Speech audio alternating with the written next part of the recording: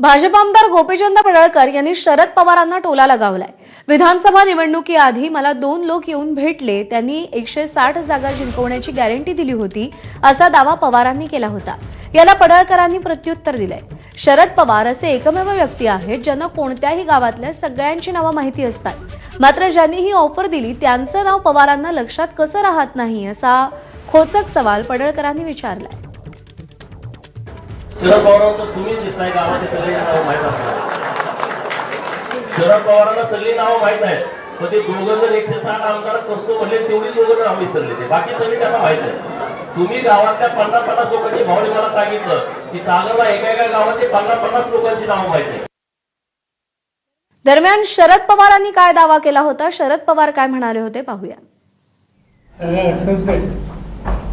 विधानसभेच्या निवडणुका जाहीर झाल्या त्याच्या आधी दिल्लीमध्ये मला काही लोक भेटायला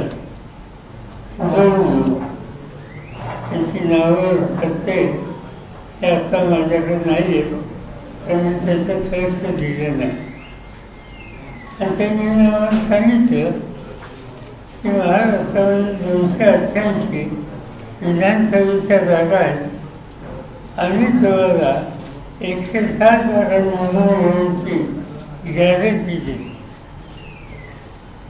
मला असं आणि स्पष्ट सांगायचं म्हणजे त्यांनी जरी सांगितलं गॅरंटीचं तरी निवडणूक आयोग या संस्थेच्या संबंधी माझ्या मनात काही शंकेची स्थिती नव्हती आणि म्हणून असे लोक भेटत असतात, म्हणून त्यांच्याकडे मी त्यावेळी दुर्लक्ष केलं।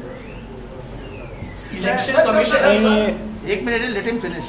ते झाल्याच्या नंतर त्या लोकांची आणि राहुल गांधी यांची मी वेळ घालून दिली। त्या लोकांना जे काही म्हणायचं होतं ते राहुल गांधींच्या समोर म्हणलं, पण राहुल गांधींचं माझं मत या कामात आपण लक्ष देऊ नये, हा आपला रस्ता नाही, आपण लोकांच्याकडे जाऊ आणि लोकांचा भाषेला मिळेल कसा नाही हा निर्णय आम्ही घेतला आणि त्याकडे दुर्लक्ष। बातमी मुंबईतून